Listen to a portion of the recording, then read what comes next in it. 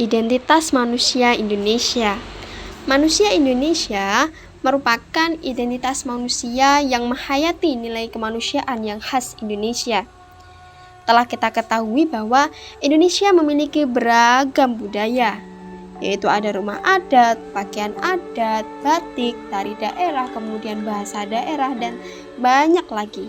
Kemudian ada 3 kunci yang menjadi ciri khas manusia Indonesia, yaitu yang pertama, nilai kebinekaan, kemudian nilai Pancasila, dan nilai religiositas. Nilai keberagaman yaitu terutama Kebhinneka Tunggal Ikaan. Keberagaman berupa anugerah alam yang melimpah, yaitu di sini keragaman sudah melekat lama, bahkan sebelum Indonesia terbentuk itu sudah ada. Kemudian manusia Indonesia yang beraneka ragam, kita tahu bahwa mulai dari suku, ras, warna kulit, agama, budaya, tradisi, adat, dan lain-lain juga sangat banyak dan beragam ya. Kemudian manusia Indonesia sebagai manusia Pancasila itu maksudnya gimana sih? Jadi Pancasila itu merupakan jiwa bangsa Indonesia, yaitu masyarakat Indonesia diberikan kebebasan dan hak yang sama antar sesama.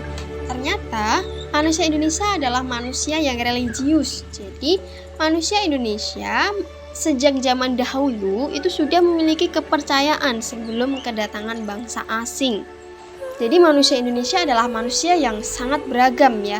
Bisa dilihat dari religiositas, berpengaruh dalam memahami arti dan menghayati makna kesejahteraan. Kemudian spiritualitas merupakan titik tolak dan titik temu dialog untuk mencari jalan bersama.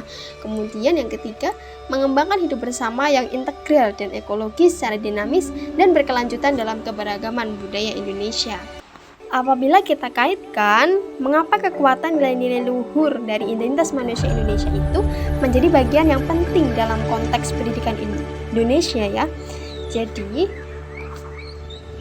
sebagai seorang guru itu tidak bisa menyamaratakan yang namanya keberagaman yang dimiliki oleh peserta didik. Coba dilihat di dalam demonstrasi berikut. Jadi anak-anak ujian kita hari ini adalah memanjat pohon.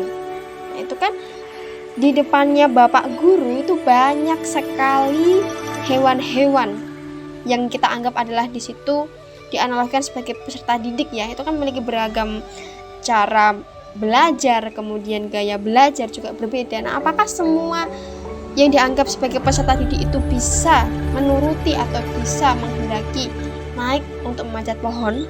Belum tentu kan. Jadi hubungannya dengan konteks pendidikan di sini itu seorang guru itu harus mampu memaknai keberagaman pada peserta didik, yaitu keberagaman ini itu jangan dianggap sebagai hambatan. Jadi guru perlu mengupayakan usaha melaksanakan pembelajaran sesuai dengan gaya belajar siswa. Kemudian di sini perlu ditekankan bahwa peserta didik itu bukanlah tabula rasa. Jadi yang kertas kosong kemudian seenaknya guru mencoret-coret, itu bukan seperti itu. Jadi bukan memaksakan siswa untuk mengikuti gurunya, tapi kita coba untuk mencoret dalam hal masih tipis-tipis. Nah, jadi jangan kemudian guru seenaknya saja untuk mencoret-coret kertas yang kosong itu. Analoginya seperti itu ya. Kemudian peserta didik memiliki 2 kodrat, yaitu ada kodrat alam dan kodrat zaman. Nah, perlu kita sadari bahwa identitas manusia tadi ya sebagai manusia Indonesia, yaitu peserta didik adalah manusia seutuhnya. Jadi memang diberikan kebebasan untuk memahami apa yang gaya belajar. Kemudian bisa dikaitkan dengan filosofi pendidikan dalam kurikulum Merdeka, yaitu bahwa menurut Ki Hajar Dewantara yaitu ada ing ngarsa sung tulodo, ing madya mangun karso tut uri handayani, yaitu di depan memberikan teladan, kemudian di tengah memberikan membangun ya, memberikan pembangunan, kemudian yang belakang itu adalah mendorong. Kemudian hakikat dari manusia Indonesia juga outputnya nantinya adalah profil pelajar Pancasila, yaitu ada beriman, kemudian kebhinnekaaan global, gotong royong, mandiri, bernalar kritis, dan yang lain sebagainya.